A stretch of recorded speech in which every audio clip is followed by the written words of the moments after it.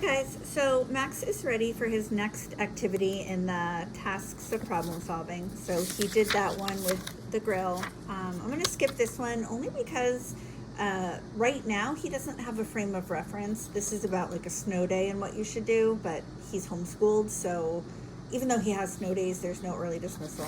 Anyway, so we're just going to go to this one over here. This is kind of next on in the book.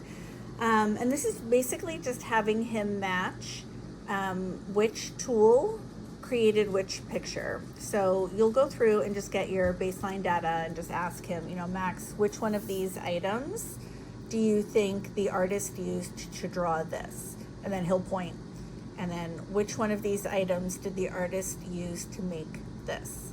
And then just keep going down and you'll have him point. If you want, you can use our printer to make a copy, and then he can actually draw a line to connect the ones. But if you don't want to do that, or I think I have paper, but if I don't have paper, just have him point. So that's what you would do first, and then I guess that's just the first day. But then after that, when he goes through to do it, you want to just make sure to explain. So before you even take data the following day, if he gets a lot of this wrong, I would just go through and explain, Max, I'm going to tell you what the artist used to draw this picture over here. So these are the tools, and then tell him the artist used the pencil, and then tell him why. You can tell that the artist used the pencil because the point is really thin, so the line that it makes is going to be really thin. And then I would actually get out a pencil and a marker and show him on a clean piece of paper. Watch me use this pencil. Look how thin the line is. Now, Max, watch me use the marker. Look how thick the line is. And then maybe even get a crayon, so that way maybe, he'll make that connection when you get down here. Show him how thick that line is, and then just explain to him how you can tell, because of how thin the line is, that the artist used the pencil. And then once you get to the sponge, you can tell by the texture. Texture is not a word that he'll understand right away. You would just need to explain that.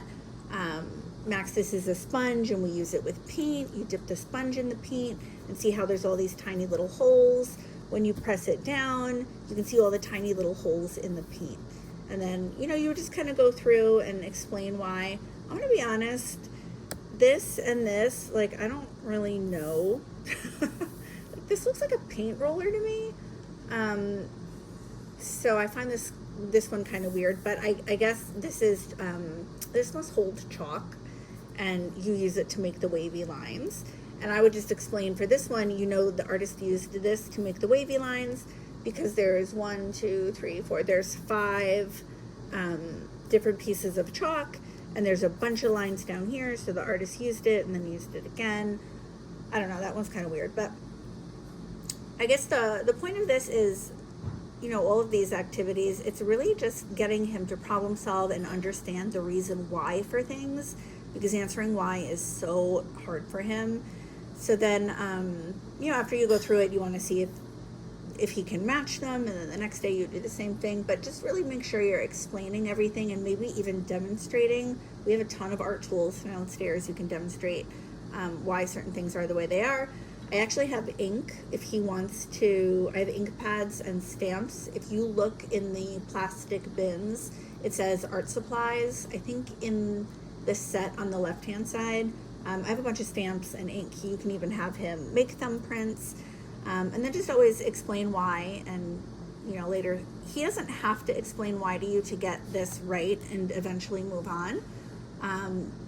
But it would be nice if he could. So maybe you can just kind of have him repeat back and you can reinforce that.